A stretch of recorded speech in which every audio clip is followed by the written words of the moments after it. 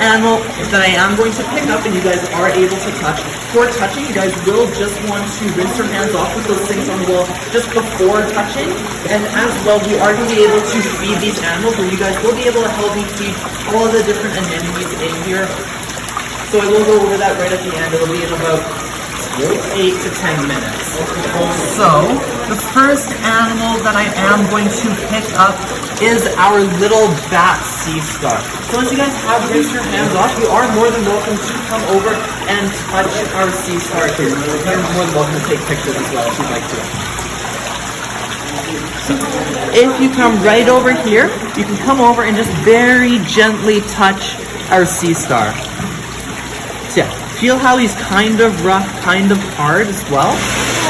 So that's because he is a tide pool animal. So he's going to be around areas of the coast that have a lot of rocks, a lot of waves crashing all over him. So that harder skin does help to protect him just from that natural phenomenon. Yeah, you can touch this guy right here. Another cool thing, you're more than welcome to keep touching the animals in here, but I will be picking some of them up and kind of going into a little bit more detail with them. Another really cool fact about these sea stars that you are able to see up close is actually that little white spot right in front of my fingernail. So that's a little spot called their magic point, and that's a very, very important spot on their body because that's actually how they bring water into their body to use as their blood. These animals don't actually have any blood in their body whatsoever. So even the way that it's sticking onto my finger with all of its little tube feet down here, that's controlled by the water in this tank that it will bring into its body to use as its blood for oxygen and nutrient transportation, as well as it uses the water to help pick up little things with its tentacles. These little tube feet are very, very slow, so as long as I just hold my hand there, I can feel it very, very slowly starting to grab onto my finger. But it is very, very slow. Slow but strong. So these guys, if they were to want to stick onto a rock and I were to try to pick them up, I'm not getting them off. They're that strong. They're strong enough that they're able to pry open these clamshells. So these are predatory animals, so they're going to be eating sea snails and shellfish mostly. So what they do is the clam will be on the bottom, it'll be like this. It might be open just a little bit so that the clam can filter the water coming around it. It's going to see and feel this sea star and it's going to clamp up really, really tight.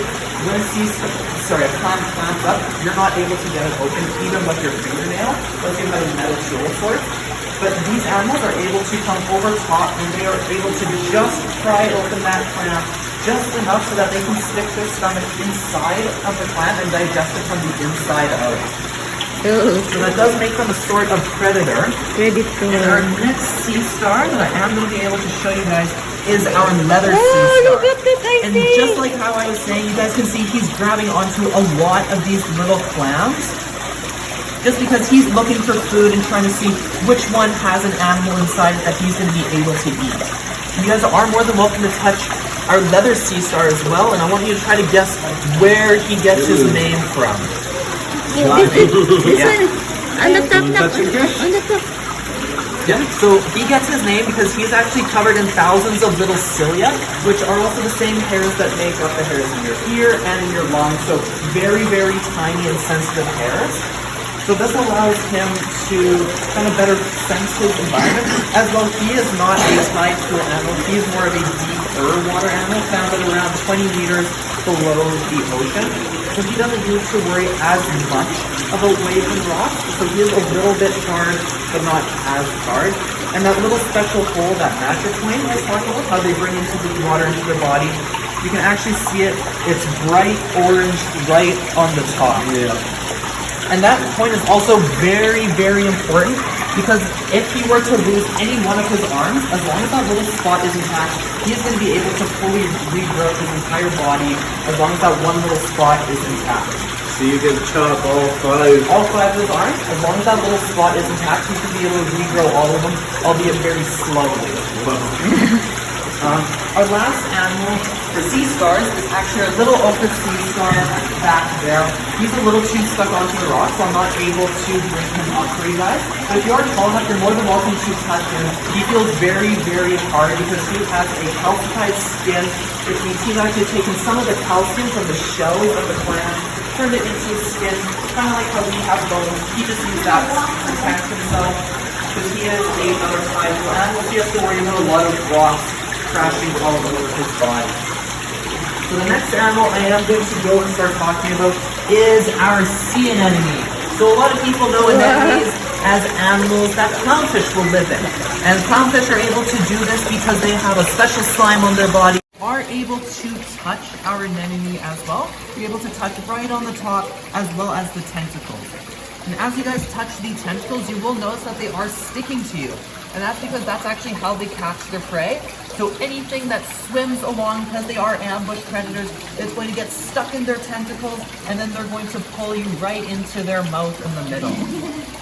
Now, anemones are very, very special because they have nothing in their body keeping their shape. So as soon as I pull him out of the water, he's actually going to start deflating because he has no bones, no real muscle structure to help keep his shape. Yeah, because that's So- the water. Yeah, exactly. So he needs to be in the water to properly eat and to properly do everything. And these animals are able to spend long periods of time outside the water because all of these animals you find in tides. They're able just to keep water inside their body and slow their life processes down very, very slowly. So And especially with animals like this Christmas anemone, you can see it's pulling his tentacles inwards. They'll do that for a lot of different reasons. Sometimes they'll do it just because it's also a stress response and also to show how they eat. So in a moment when we do start eating, you will be able to see exactly how all the little anemones as well as the bigger anemones eat. So if I was just to demonstrate that with my finger, you can actually see that the moment I touch one of these little anemones, it pulls all of its tentacles inwards because I've triggered its feeding mechanism. Yeah, be careful, so it's anak. going to bring all of its tentacles in towards its mouth, which is that little hole in the middle. Their mouth does also double as their butt because they are a one entrance, one exit animal. So their stomach is directly underneath their mouth. So the moment that they're done digesting everything, they just kind of spit up a bowl of bone, mucus, and skin. Now the last animal I'm going to go really in depth with for our presentation is our sea urchin. So in here, these are our green sea urchins. They are not poisonous urchins, so you are able to touch them. They are still pointy like normal urchins, so obviously don't press on them really hard because that's going to hurt you and the urchin. But those are animals that are very, very important because those will help keep down algae blooms. So these guys will actually go across rocks, eating all the algae, as well as when kelp forests are getting too out of control, they will also eat some of the kelp. That being said, these animals are kind of a detriment to kelp forests because a lot of the natural fish that will go and eat these sea urchins here are lost in the environment now. yeah. So these sea urchins Okay. are starting to run rampant, destroying our kelp forests. Now, the main point of conservation I want to talk about is because these are very sensitive organisms, all of these animals don't have gills like a normal fish would, so they're very sensitive. They're using the water as their blood. That's why when we're starting to dump chemicals and dump bad stuff into the water, these are also the first animals that you will see die out from any ecosystem.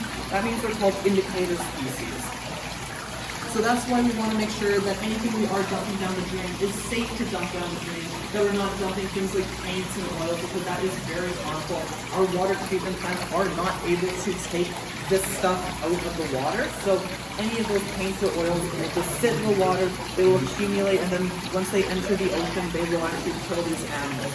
And I know saying that sort of thing in Alberta doesn't really make a lot of sense because we're a landlocked province, but our North Saskatchewan River will actually drain into the Hudson Bay in a couple months.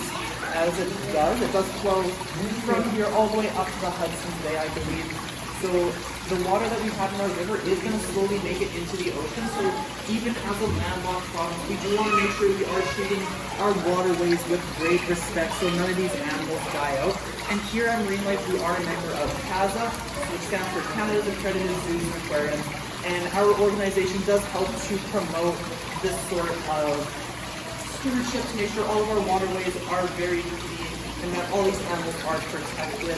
We will also make sure that if there are areas, especially our partners out on the east and west coast, if there are areas that are seeing the effects of poisoning, that our partners will go to start helping and start kind of banging on that drum to help get regulators out to start holding these companies accountable. So now it's time for the most exciting part of our presentation. You guys are able to feed the animals in here. Feed time, I Since think. you guys have all rinsed your hands off, you guys are able to go in and start feeding.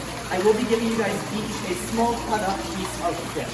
That being said, if you do have any fish or shellfish allergies, I do advise you guys not to do this feeding as I do not want to risk causing an allergic reaction. So if you guys do want to feed, you're just going to hold out your hand like this, and I'm going to give you a little piece of fish. If you do drop this piece on the floor though, that's okay, just think back to me. As a CASA facility, we are not able to feed anything that's on the floor to our animals. It's just part of the regulations that we have. So, if you guys do want to feed, I'll give you guys each a little piece of fish. And then I'll go over the rules in how to feed. Would you like to? No, I didn't wash my Would hands. you like a piece? Awesome. Alright, so you guys are just going to copy me. So you're going to take your little piece of fish and you are going to find an anemone and one piece of fish per anemone. And you can just see it's grabbed onto onto the fish with its tentacles and it'll start bringing it into its mouth. So once you guys are ready, you guys are able to start feeding. I think you just drop it. So you just want to feed that piece to one of those anemones. And with these big green anemones, they are special in that they also eat algae because they have an algae inside their body. So that just helps to better promote the colors that you see here in our touch tools. So if you guys do have any questions about any of the invertebrates in here, you guys are more than welcome to ask. I am at the end of my presentation, but if you guys would like to watch me keep feeding these animals, you guys are more than welcome to. You guys really want to possibly more food out for you guys to help. Did you put your fish in there? Your food? And your tea buddy? Yeah. Oh, okay. That's what I see. Yeah. Actually, why don't you come over here with me? Go check it.